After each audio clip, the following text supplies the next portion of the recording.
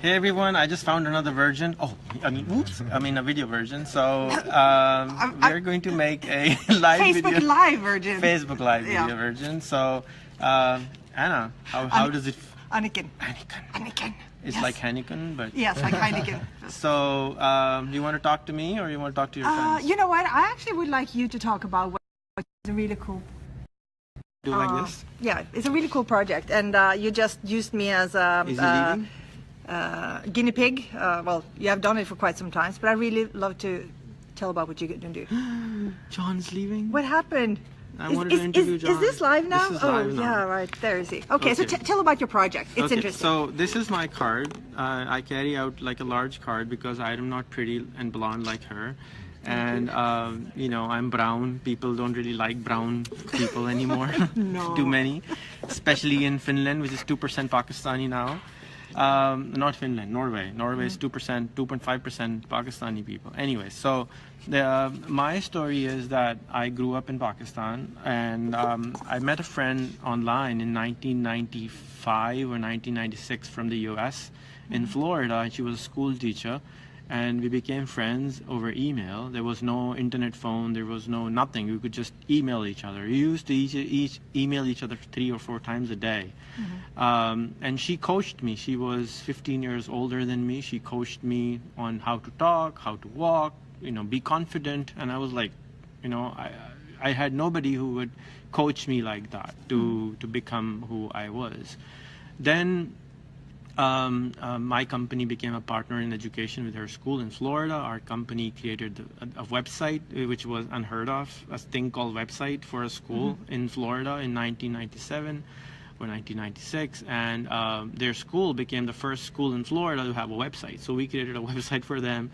And then then internet phone software came, and I started teaching and talking to the kids in their school over internet phone. Just to do a cultural exchange, to learn cultures, and you know, this is, you know, like it sounds like ancient history, but it's 19 years ago. Yeah. Then I started a company with her in 1999, and I couldn't go to the U.S. I was declined U.S. visa like 12 times, but I love to travel. So eventually I got a visa. I got married. Then Suzanne came to Pakistan. We went to the embassy together. They still declined my visa, even though we had a full newspaper, like a huge page of newspaper article about me in the newspaper in the U.S. They just wouldn't give me a visa anyway. So eventually my daughter was born, and then I went to the U.S. and I spent a year. And my friend, long story short, I was declined U.S. visa 11, 12 times. I came back to Pakistan after I lived in the U.S. for a year, and I couldn't go back. And I had a company which was now in the U.S., and now I had to do business in Pakistan. So I started asking all my friends in Pakistan or my colleagues in office to start adding my American friends, which when Facebook came, so that they can understand how Americans think and how the telecom people think. And there is a thing called khudi, or self-belief, which is lacked in most of the underdeveloped countries, because, you know, we were ruled by some other country, and the nation was not just able to make the kids believe that you are good enough. And this is something which I think Americans have, like, I think they're like given an injection when the baby is born that you're good enough, you're good enough. Like, you can be the president. You can be the president, yeah. Look, so my friend tells a joke that, you know, if a boy from Pakistan is wearing a T-shirt saying "I'll be a Superman," my mother will smack you and say, "Go to school." And the American mother will say, "Yeah, of course you can be the Superman if you want to be, but now go to school." So there's a difference of attitude which changes everything. And Americans have become the best marketeers in the world and self-believers. So people in America in general believe in themselves much more than other cultures, I believe. And as you said, think bigger and stuff, like in Silicon Valley. So I saw a difference that my colleagues were changing. My colleagues started to think in a different way. They became, you know, they found good friends. They started talking on Skype. They were improving their English. They were improving their accent. They were understanding how things work. And they had this, they grew up with this thing in their head that this is enemy or this is enemy. So Pakistan is a very religious country, even though most people are not religious, but the whole culture is very, very religious. So the name of the country is Islamic Republic of Pakistan. So religion, it was sold to us that Pakistan was made on the basis of religion, which is true, and 3 million people were murdered on the, migrating from each other side. So it's a very religious country. Now everything, in an identity, always there is an enemy. Like, for example, who is Norwegian's enemy? Swedish are Norwegian's enemy. For example, we love Swedes. Yeah. Well, they're the Swede here. But in general. So, and where was I? You were talking about there's an enemy. There's an enemy. So Pakistani's enemy are supposed to be Israelis and Indians and Americans and do this and that. So all that started to change when these people started to make friends with these people, and they actually interacted with them. And they were telling that you are the enemy without ever meeting them and communicating with them. So all those mindsets started to change. So 2 years ago, I was sitting and I was thinking that can this happen to anyone if they make foreign friends? So I have a selected 5,000 friend pool in my Facebook. That's the limit. And in that friend list, I have people like Steve Wozniak, Steve Case, his wife, his brother, the guy who owns AOL and CNN, and very interesting people. And I offered anybody who would take 500 of my non-Pakistani Facebook friends, I'll give you a free laptop. And that everything started to change. I did not know what I was doing. I gave one laptop and then I gave another one. So far we have given 300, and now we have data to prove that every single person who actually interacts with a foreigner for a certain amount of time, their mindset totally just flips. Wow. And they're no longer that person anymore if they actually interact. Now that the obstacles are language, sometimes you don't speak the language, that becomes an obstacle. I know a person in Italy, a woman actually, who has changed her profile photo with a Pakistani guy. She doesn't speak English. She uses translator to communicate with him, but he loves him so much that she, did this. And then there was a Spanish American woman who started donating in a very small village in Pakistan out of nowhere. She was a hairdresser. She didn't even have money. And I was like, I just added her like randomly, and she started to become like 200 mutual friends, and she's like an influencer now in their village, and she's like teaching over Skype to these kids, and like wow. And then one of the boys who was 19, who was like so anxious, like a small puppy boy jumping all the time, he was impatient when I met him, 17 years old. Today at 19, he became a partner with Steve Wozniak. And he has never met Steve Wozniak in his life. Wow. And this boy is like as a Facebook ninja. You want to friend anyone, like for example, John wouldn't friend you, or Mark Zuckerberg, you leash him on them, and he will go in and convince them to become his friend. Wow. And he's so patient. The same boy who was like a puppy boy jumping impatiently has become the most patient person on earth that I know of. He would be after and persistent, and so he could just do whatever you tell him. So on Facebook, Facebook came to meet him, and I was so jealous of this boy. Facebook didn't came to meet me, and he came to went to see him. I was like, wow. So and more transformation after transformation, as interaction happens more and more, things are just radically changing. And why am I continuing to do this? Because I believe that what happens in the third world countries or in developed countries, the people who have the thinking power, the confidence, the courage, they leave the country. And the intellectual capital and the courage capital leaves the country. And all of a sudden, you're left with like the trash or the bottom of the pyramid, who don't have the courage to change anything in their own country.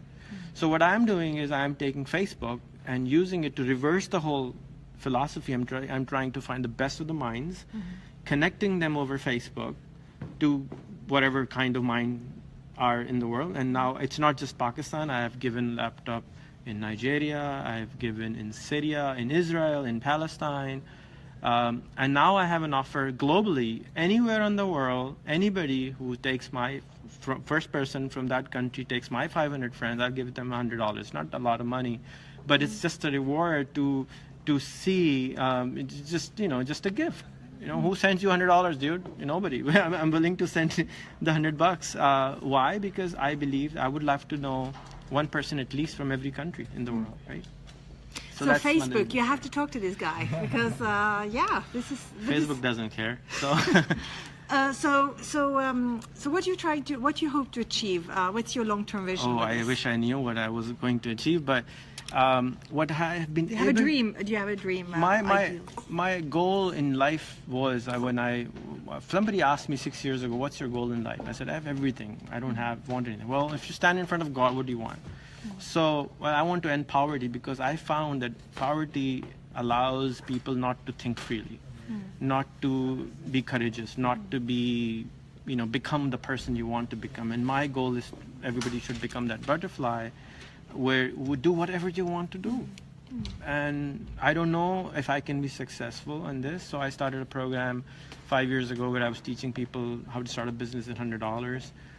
I failed because I couldn't find courageous people to help me start those things. I just couldn't find them, so I started creating them. So now, anybody who takes my 500 friends, I know changes and it becomes a better person. Then I have an offer. If they take 1,200 of my friends, I give them first 500, I give them a smartphone. Second 1,200, I give them a laptop. At 1,500, I offer them partnership to start a business with them, and I invest in them.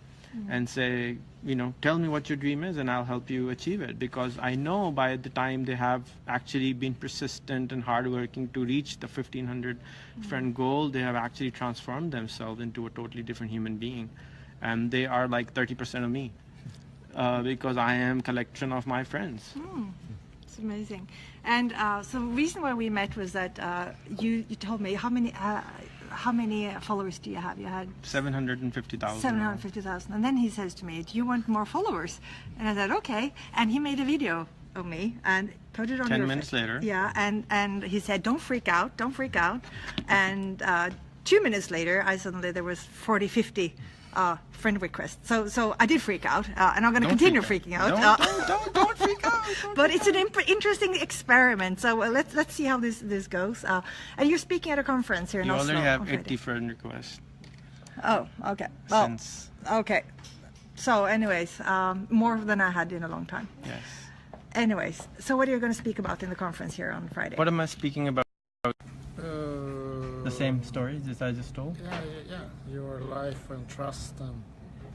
So I think that what he and his friend, another friend is building, has already been made in China, by the way. I just found out recently that they have a score which the girl's mother look at before they marry the boy to the girl, which is the trust capital score, which Alibaba actually made, and it's going to become like a Facebook score or your ethical score in life. So what I can now say is have been building is a tribe of very, very interesting human beings who can be anywhere on the planet, and they have the resource in terms of network and in resource in terms of the trust capital. I was talking to a billionaire. He says, I have $7 billion in spare, but I don't have enough people I trust to invest them with. So that's where the problem is right now. As you have found out, that trust capital is missing. People have, I would say, because of the education system, we have grown into people who are supposed to hate or dislike or be uncomfortable with strangers. You know what the mother says, don't go outside, you know, strangers are there. Oh, what's a stranger? A stranger is someone you haven't talked for 5 minutes. You talk with someone for a minute, he's no longer a stranger, it's an acquaintance. Talk to him for an hour, becomes a friend. So, and talk to them for 2 hours, 2 years, you become a very trustable friend. So that's basically what the difference is. And you don't have to really know them. I mean, we trust our school friends from school time with a lot of money. If you put a dollar number, it's higher than the person you even know for at office, because just you know them for 20 years. So the trust capital is very high on that. So I like that, trust capital. It's a good word, and I think that is the foundation for everything. And as we started talking about in the workplace, that's the lack of trust you find in a lot of companies, and that is also, I think, where people are not as effective as they can be because they spend their energy on the wrong things, and they're unhappy because, well, they look behind their shoulders and see if someone is there to blame them for something. So when people trust each other, they are much freer, and they can actually go and create and do stuff and have fun doing it. So it's a good work. Well, anyway, I think this is the first Facebook Live video ever. It was a long one, but it's a good one, and you're very wise and you're very interesting, and I'm very excited to see what's going to happen after this. But thank you for watching. Good things always happen. Always happen. So yes. Everyone who I just met her today, but everybody who wants to find who you are, get in touch with this amazing woman and help her unleash more people out of their cocoons. And follow this man. Hi, my name's Rehan. Rehan and Anakin. Yeah. Okay, bye.